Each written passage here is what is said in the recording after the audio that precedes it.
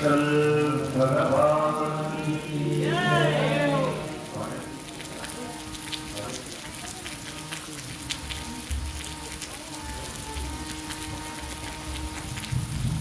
श्रीमद् परमहंस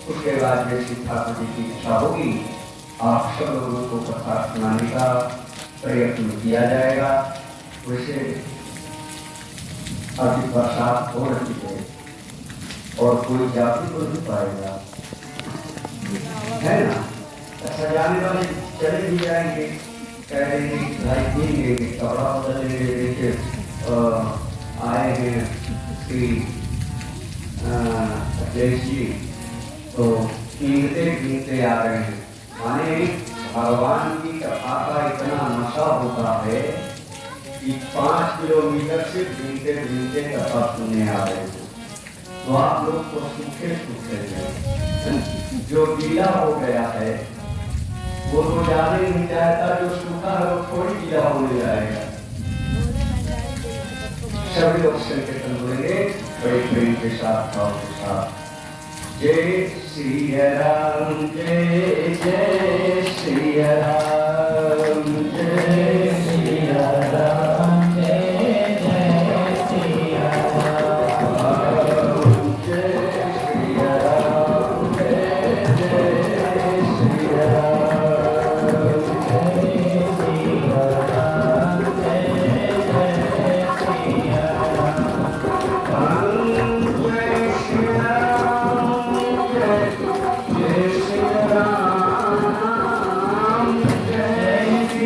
जय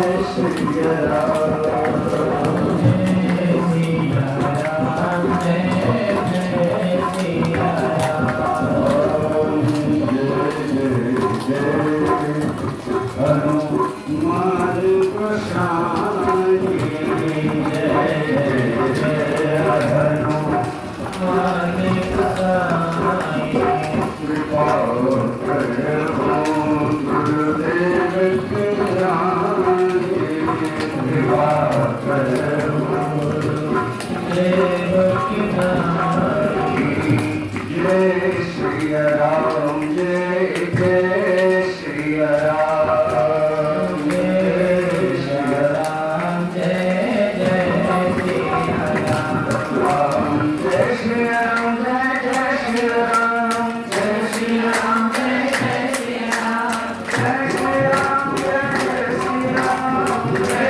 जय श्री राम, जय श्री राम, जय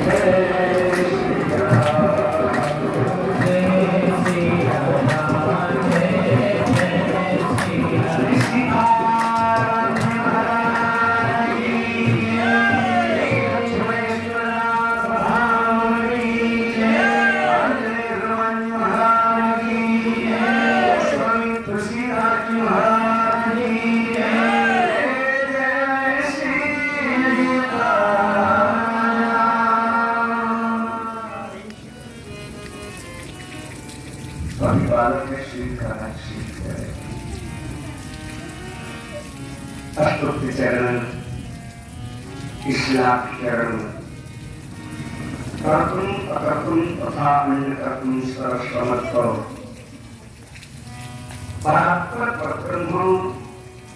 परमात्मा भगवान प्रभु श्री राम कल्पुर कमलदाकर कृताकांत केसरी श्री गोस्वामी तुलसीदास जी महाराज के स्तुति चरणों मंच पर विराजमान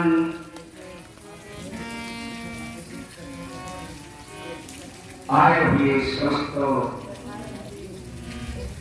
कीर्तनगण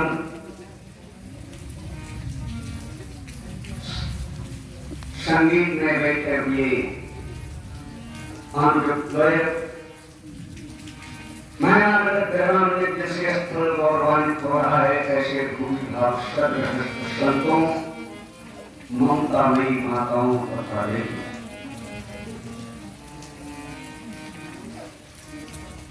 रामचरित में मास में लिखा हुआ है वर्षा भोर निशाचर रानी। रानी का मतलब रानी है ना। मानस में लिखा हुआ है वर्षा भोर निशाचर रानी। रानी का मतलब होता है उधर मध्य प्रदेश रीवा सतना के तरफ हमसे गाड़ी मत ऐसा बोलते हैं। यहाँ क्या बोलते हैं भगवान तो कहते हैं वर्षा भोर निशाचर रानी।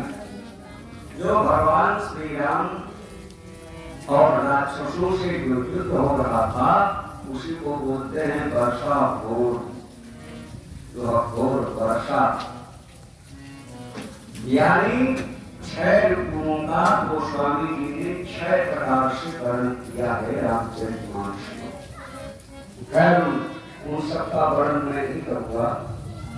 मुझे जो प्रसंग चल रहा है उसी प्रसंग की आगे व्याख्या आप श्रवण करें, जहां से मैं विराम लगा दिया था।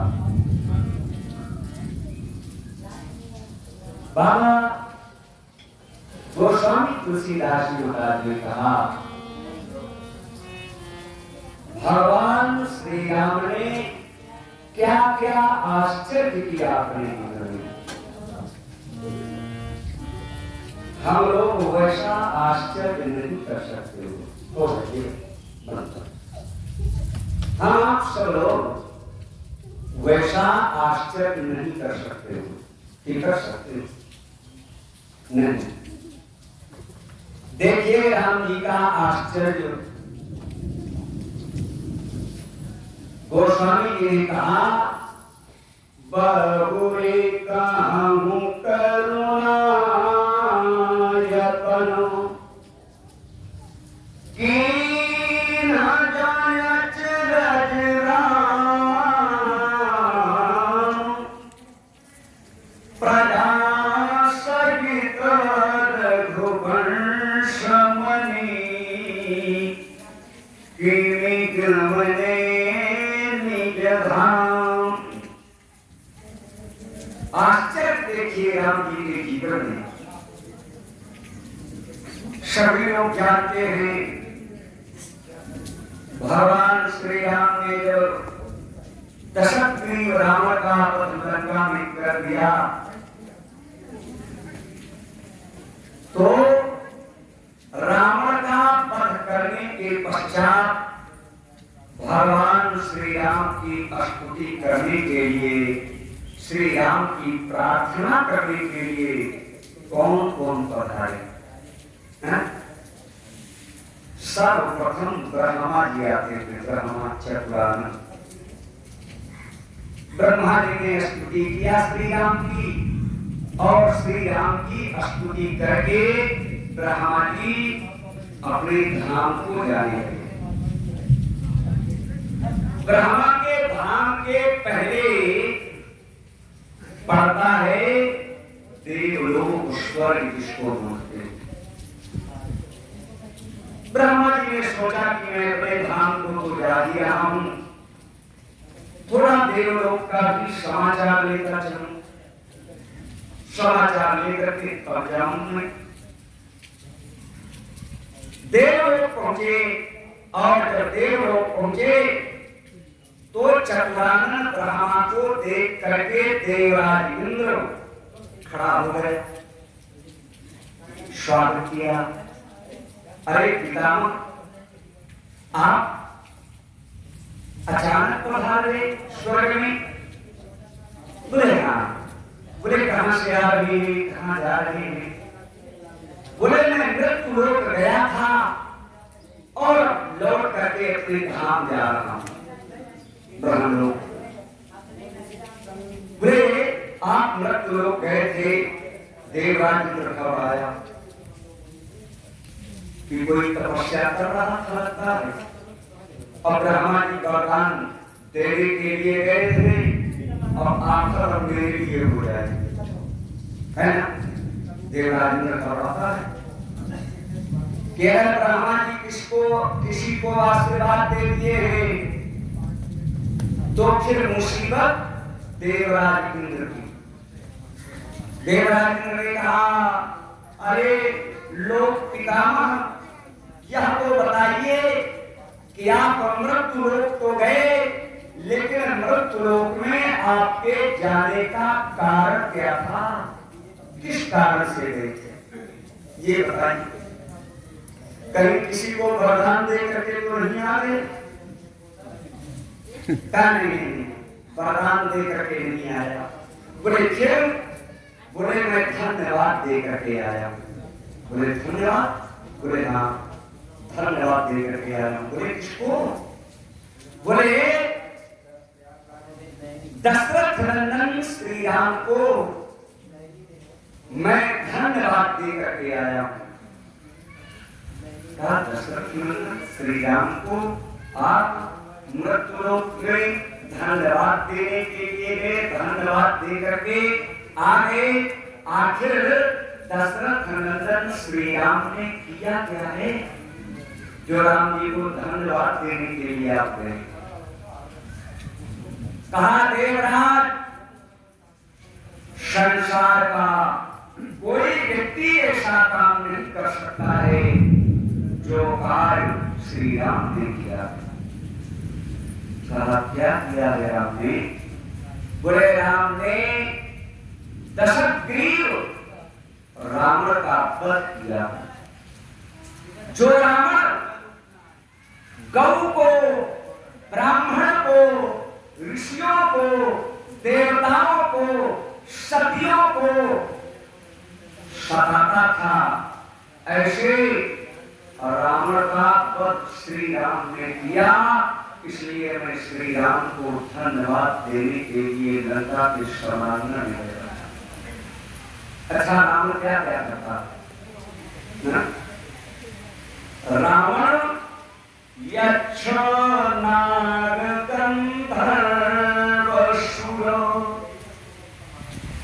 किन्नर नारी कुमारी कीर्ति बलि निज बाहुबल प्रभु सुंदर परनारी। रावण का काम यक्ष नाग गंधर्व असुर किन्नर नारी कुमार। अगर रावण को किसी गंधर्व की कन्या, यक्ष की कन्या, नागों की कन्या अगर पसंद आ गई तो अपने पिता के घर में सुरक्षित नहीं रह पाएंगे। ये रावण का काम। और क्या करता है रावण? रावण सीधे आदेश कर दिया है। क्या कहा है? रावण कहता है कि जहां जहां देश धेनु द्विज पावहूं नगर गांव पुर आग लगाओ। आदेश करता है। क्या कहता है? जिस देश में गौ हो, ब्राह्मण हो, वेद पाठ होता हो, कोई महात्मा बैठ करके महाराज जप रहा हो, जाओ उस गांव में सीधे सीधे आग लगाओ। बहुत से लोग कहते थे, है ना, रावण प्रकांड विद्वान था, विद्वान तो था ही की, वेदों में भाष्य कर रहा है। और इतना ही नहीं, रावण अपनी मौत को स्वयं निश्चित कर रहा है। मेरी मौत कब होगी, कहां होगी, किसके द्वारा होगी और कैसे होगी। तो रावण ऐसा विद्वान होगा? कुछ क्या कोई। लेकिन लोग कहते क्या है? कहते हैं राम विद्वान, राम ब्राह्मण था। अच्छा कौन कौन जानता है कि राम ब्राह्मण था? जरा उठाइए हाथ। कौन कौन जानता है कि राम ब्राह्मण था? ब्राह्मण कहते हैं राक्षस के लेकर। उठाइए उठाइए, कौन कौन जानते हैं? रावण। हाँ देखिए, मैं आप लोगों की शंका का समाधान कर रहा हूँ, ठीक है ना। पहला नंबर, अगर पिता ब्राह्मण है तो तो ये जरूरी नहीं है कि पुत्र भी ब्राह्मण हो जाए। ध्यान दीजिएगा।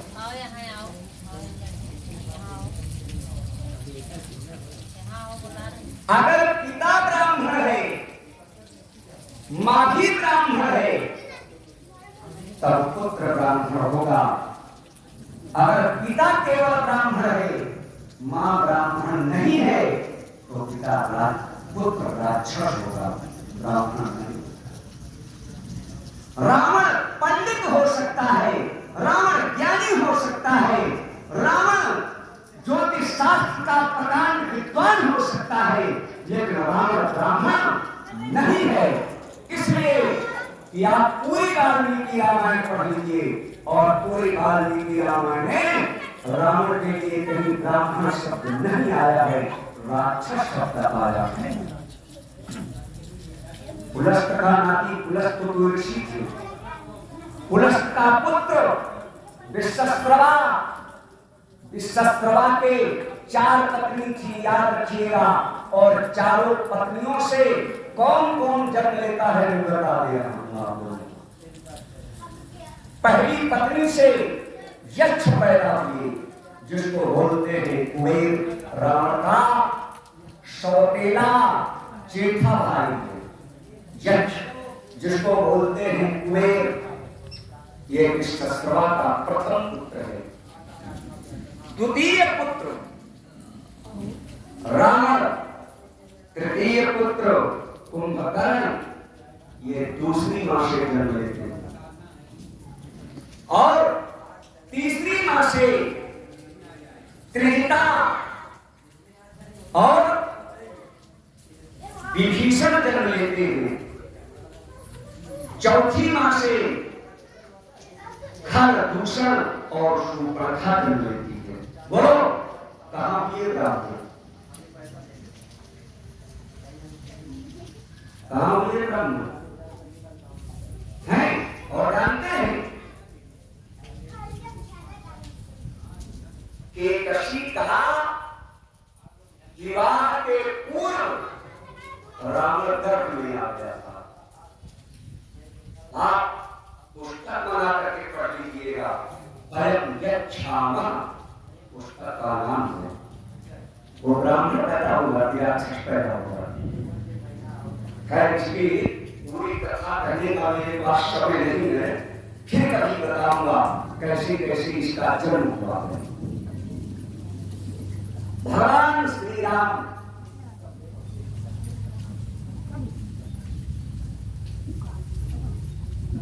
श्रीमद् भागवत से उदाहरण देते रहा हूं। एक उदाहरण, हम सब लोग महर्षि कश्यप की संतान हैं। चाहे वो ब्राह्मण हो, चाहे क्षत्रिय हो, चाहे वैश्य हो, चाहे शूद्र हो, चाहे क्यों, हम महर्षि कश्यप की संतान हैं। महर्षि कश्यप के कितनी पत्नी थी? श्रीमद् भागवत में लिखा हुआ है। इन कथाओं का श्रीमद् भागवत में कोई वक्ता जल्दी वर्णन नहीं करता है, कोई वक्ता बोलता ही नहीं। हाँ, ध्रुव प्रहलाद कह करके भागवत पूरा हो गया। महर्षि कश्यप के 6 पत्नी थे, 6 पत्नी। 6 पत्नी से एक पत्नी से देवता और ब्राह्मण जन्म लेते हैं। एक पत्नी से अदिति से देवता और ब्राह्मणों का जन्म होता है। दूसरी पत्नी जो दिति है, दिति से दैत्य पैदा होते हैं। हिरण्याक्ष, हिरण्यकश्यप, पिता एक है लेकिन राक्षस पैदा हुए दूसरी पत्नी से। ध्यान दीजिएगा, मां के दोष के कारण बेटा राक्षस पैदा हुआ, माता के गुण के कारण बेटे देवता और ब्राह्मण पैदा हुए। तो लोग ऋषि एक है, जनक जो जन्म देने वाला पिता है वो एक है, लेकिन माता के दोष के कारण वो दैत्य, वो देवता। और एक पत्नी से, जिनको आप जानते होंगे, कद्रू और विनीता, ये भी महर्षि कश्यप की पत्नी है। एक से सर्प पैदा होते हैं और दूसरी माता से गरुड़ पैदा होते हैं। 6 पत्नियों से 6 प्रकार की संतानें होती हैं, लेकिन सबका जनक, सबका पिता एक है। पिता बहुत महान हो और अगर जन्म देने वाली जननी ना महान हो तो पुत्र राक्षस पैदा होगा।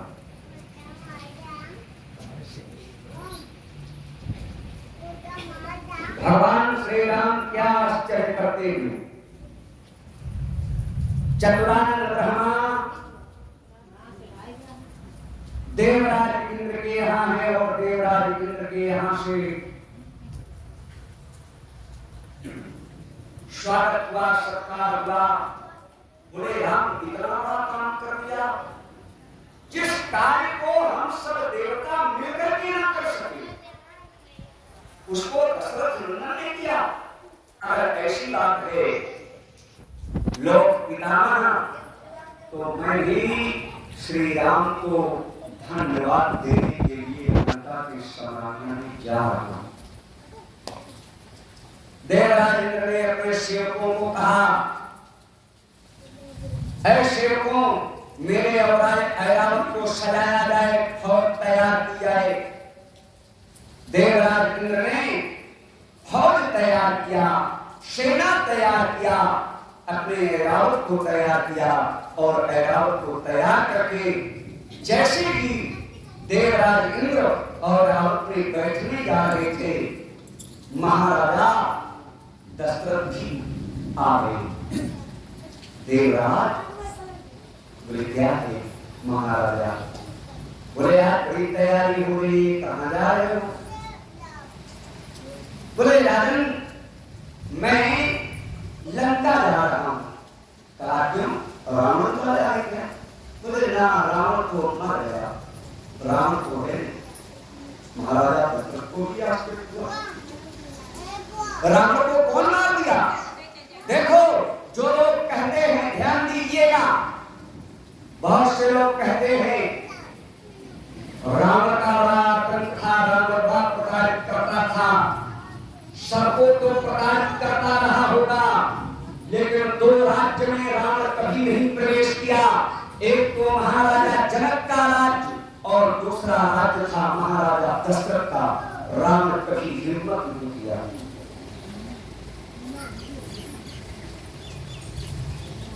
क्यों?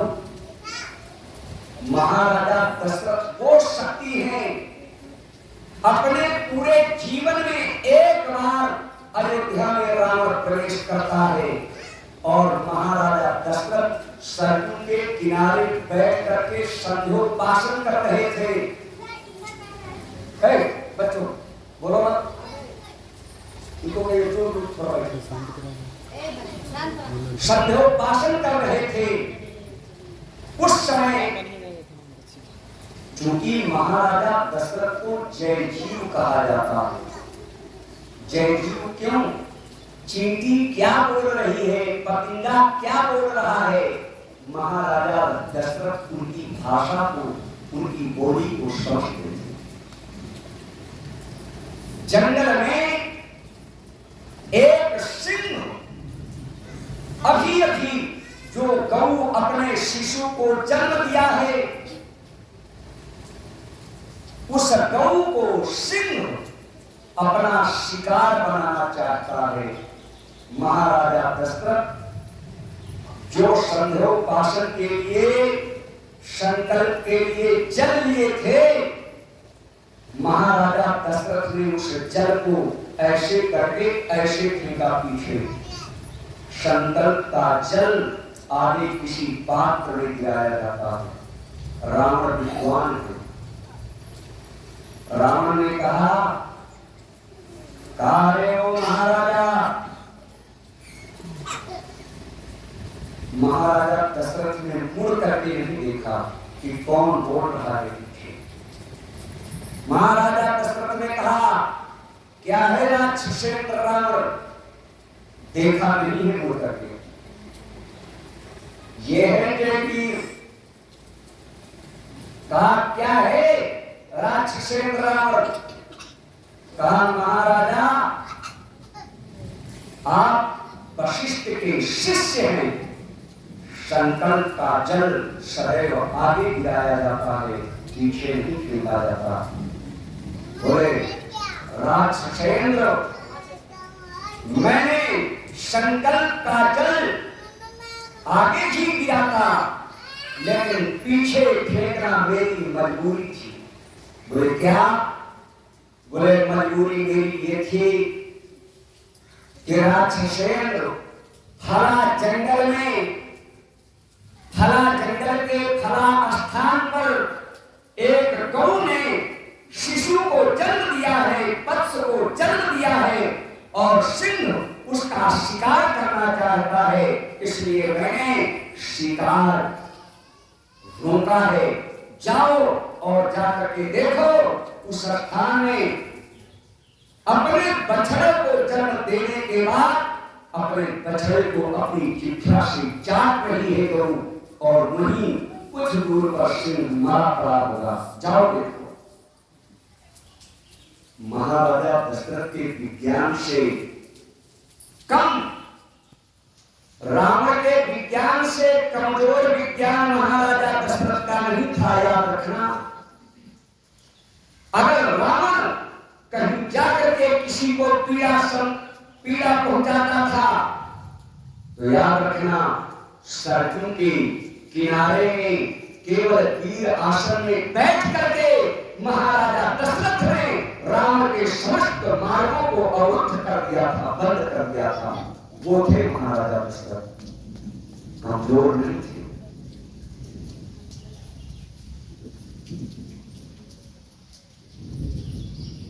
ऐसे महाराजा दशरथ ने कहा, देवराज, लंका में श्री राम को धन्यवाद देने जा रहे हो? बोले, हाँ महाराज। बोले, किस राम को?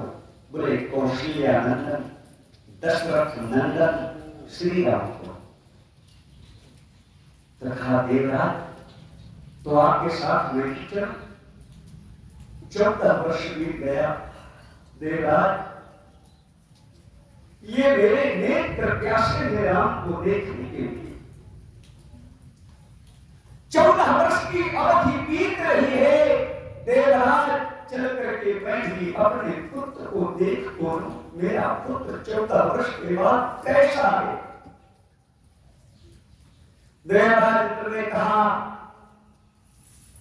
महाराज चल तो सकते थे, लेकिन आपकी मृत्यु हो चुकी है, और मौत के बाद आप स्वर्ग आएंगे। अब इस शरीर से आप नहीं जा सकते, सूक्ष्म शरीर से। अगर आपको जाना है तो आपको दूसरा जन्म लेना पड़ेगा। दूसरा जन्म लेकर के तब आप जाएंगे। महाराजा दशरथ ने कहा, देवराज, वो दिन, वह समय, वह काल तुम भूल गए क्या?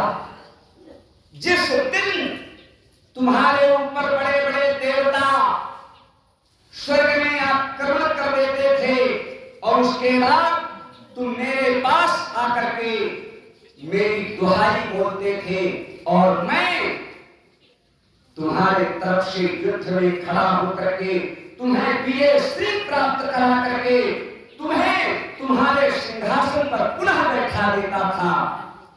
वह दिन भूल गए? बता रहे हो कि दूसरा जन्म लेना पड़ेगा, तो ठीक है देवराज, तुम जाओ, लेकिन इस दशरथ को स्वर्ग से लंका में जाने से कोई नहीं रोक पाएगा। देवराज ने कहा, महाराज यह धर्म का उल्लंघन होगा। बोले चाहे जो हो, यह दशरथ राम के लिए सब कुछ सहने के लिए तैयार है। देखो कैसे हैं महाराजा दशरथ। आज का व्यक्ति कहता है मैं धर्मा का बड़ा प्रेमी हूं। हाँ?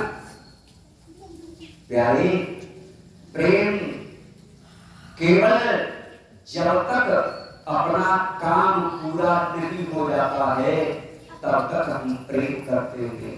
काम पूरा हुआ, प्रेम खत्म।